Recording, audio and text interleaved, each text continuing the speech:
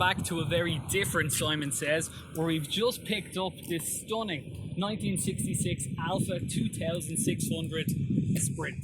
Now, we decided this was the perfect place to do the start of our intro of our video. We're at Bicester Heritage. We've driven about 50 miles since we've picked up the car. We've got a good feel for it so far. It's driving beautifully, which is a good start. Generally, when you're picking up a 60s Italian GT car, you're a little bit apprehensive, I'm not going to lie. But we're just going to give you a couple of key notes on the car, just let you know what we think about it. Style by Bertoni. This is the last 2.6 straight 6 engine that Alfa ever made, so it is a feature. It's a classical point in the car, which I really like. The front end styling of this car just does it for me. I just think it's just beautiful.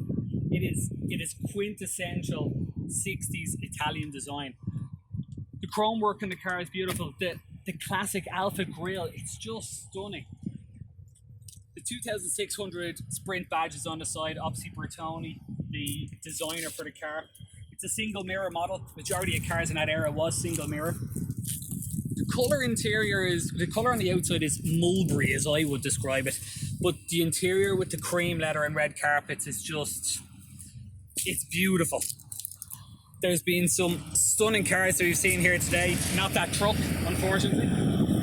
Just trying to ruin the sound quality of the video. But we've seen some beautiful Porsches, Mercedes, 30s, 40s, Bentleys. But back to the car.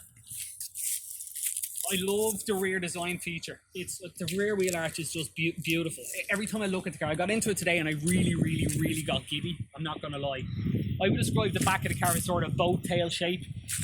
It's a really pretty car. And it's a surprisingly big car. It's a lot bigger than what I thought it would be. You open the boot, nice feature, you push the button here to open the boot.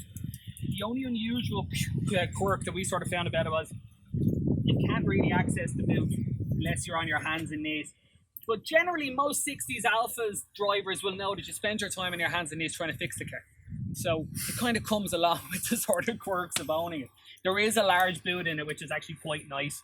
And of course, as most of you always notice, my briefcase is with me. Always take your briefcase, which is very important. It's just a really pretty car. It does exactly what you want it to do.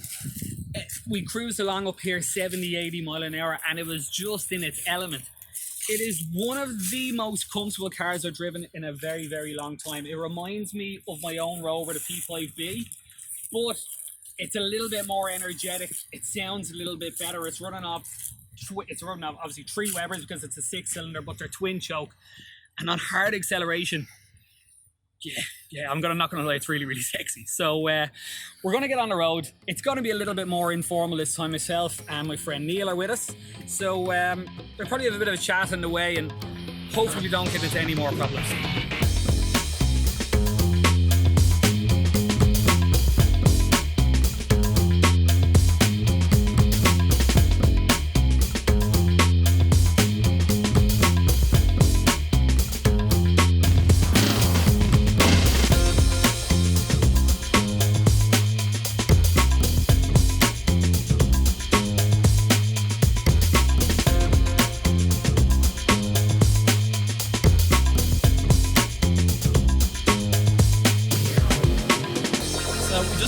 Quick stop. We're obviously on the way to Holyhead now, and as usual we're in a rush, so I'm just going to do a quick run around the car just to show you a few interior functions, things that we thought is cool and nice. Steering is Bakelite, has a lovely feel of it, and as you can see I'm wearing a leather glove. It is the car you wear leather gloves with because the car makes you cool and you can pull the glasses off, I have to say. The gloves, should I say, you can pull the gloves off. So interior features that I like, the sun visors work on a pivot system, which is very cool. So I will actually cut out the fly windows over here or on the passenger side. It's only worked off one. Original headcloth in the car is still remarkably good condition as you pan out to that. And interior, like the grab handles on the left hand side, just up here, like that's beautiful. It's beautiful the way that detail is done. That's a standard GoPro that came with the car back in the 60s. It's brilliant for in-car footage. We're going to do the video footage on this camera just here because it's a really hot day, so we have the windows open and we're not sure what sort of sound quality we're going to get out of the GoPro. So it has a lovely leather dash, very functional in saying that. Leather dash is really, really nice. We might refurbish this ourselves and notice some of the stitching around here probably needs to be redone. That won't be a big deal. It's a very simple dash in that you have speedometer, goes up to 150 mile an hour. You have your rev counter, fuel, water temperature, oil temperature, and there's nice toggle switches over here. These are for your lights. This is for the interior fan. I'm not gonna lie, oh no, that is for dashboard illumination, so you can do the dashboard illumination on it, which is nice. The bottom of the leather stitch dash is beautiful and a really, really nice feature for the glove box. The key working there for that. Original radio is still in the car, and unusually this has electric windows, which is nice. The motors have been rebuilt in it, which is unusual. It's very cool. Another nice feature is the interior mirror. It's super, super thin, and it hasn't got a huge rim around it. It's just a nice piece of glass. Lovely detail. So, the other unusual thing about any old car is they give you about 100 keys to start the car, so it's kind of a mix and match. So we don't know which one it is. Let's start it up, see what it's like. I don't know whether you can hear that. You hear the clicks from the fuel pumps. They're just priming the system. Clutch in. Oh, it's lovely. No, that's nice. Cool feature as well on the handbrake. It's pull-up handle from here. We want to release it. You pull it back and you press a little small button on the inside of it, just to let it down. So we're going to get out on the road. We're hoping to get some outside shots, but it's really dependent on the traffic. And I'm not going to lie, it's England and we're probably driving up the M6, so the traffic's going to be crap. But we will talk to you back out on the road.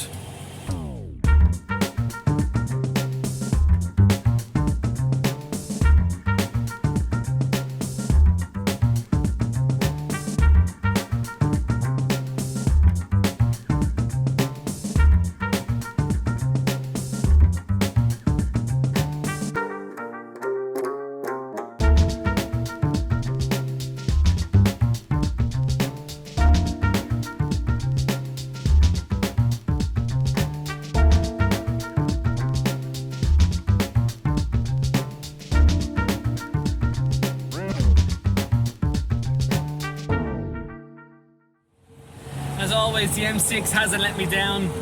Loads of traffic. And the best thing to be in traffic, a 50-year-old car. So, I'm not gonna lie, water temperature has gone a little bit high.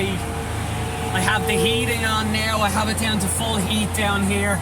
I have the fan on. Just trying to get a little bit more circulation around the inside.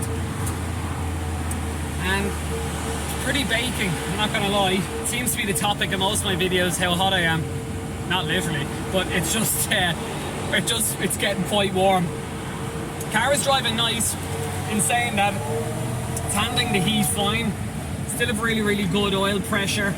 It's changing through the gear is lovely. And it's handling itself lovely. It's nice to be in something like this. Even though we're on the M6, we're on a motorway, but everyone is looking at the car. Everyone loves it. That's the nice thing about owning something like this. It's not really in your face. It's very understated, but at the same time, even if you're not a classic car person, you can appreciate it. I've been driving probably around 120 miles now we've done in it. It's very, very comfortable. Extremely comfortable. The seats are excellent. They've great support, they've good armrests. Wind noise isn't that bad in the cabin either. We've been driving with the windows down, and I know it might come across different on the camera, but when you're up at 70, 80 mile an hour, it's still quite, the design of the car, it's not that noisy in the cabin. It's very airy. The glass in the whole cabin just makes it, it's very panoramic. It's nice. We're coming up to the M6 toll now.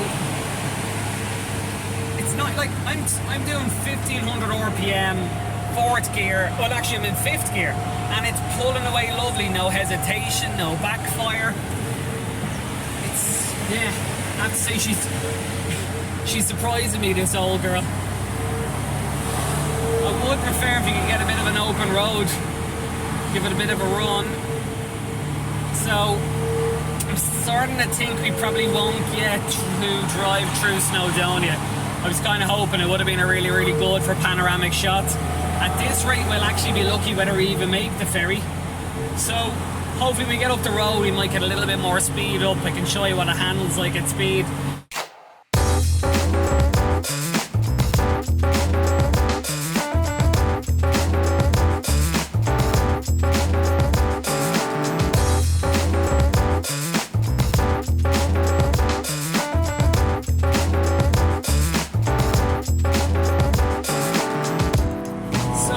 Little update. As you can see outside, it's got pretty grey, to be fair, and I've closed the windows just to see what it's like inside the cabin, and I'm actually surprised by how quiet it is. I was kind of waiting for it to be sort of whistly, you know, that sort of sound, but to be fair, it actually wasn't like that at all. I'm a little bit fearful that it's going to rain because I'm not going to lie, I haven't tested the wipers yet. It looked too nice today to worry about it. And knowing my luck, they probably won't work.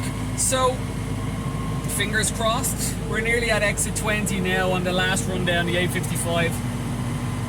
The car's been driving beautifully.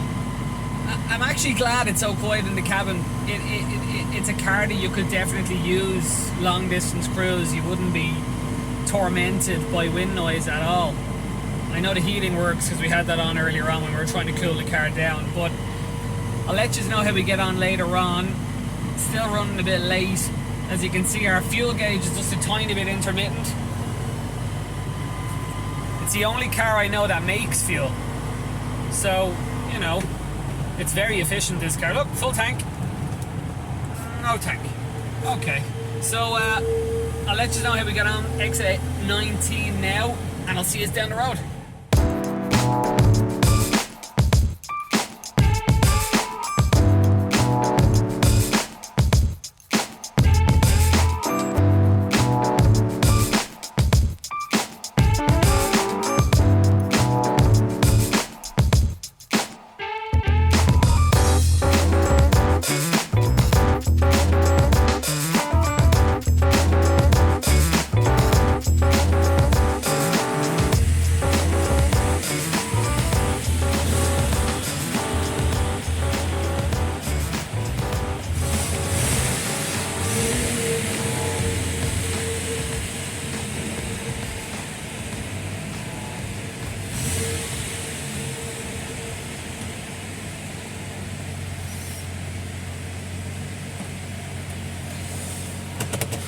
So, made it one piece. I have to say, very, very impressed.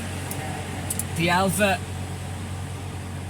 only let us down once today, and that was literally when we picked the car up, and it was, we're talking a 10-cent fuse was the only thing.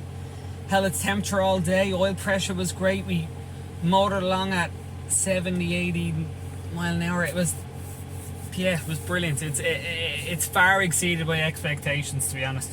And it's a testament to be able to get into a car that's 50 years old and it just does the job that it was always meant to do, and it's still doing it. And as myself and the lads always like to say, everything works.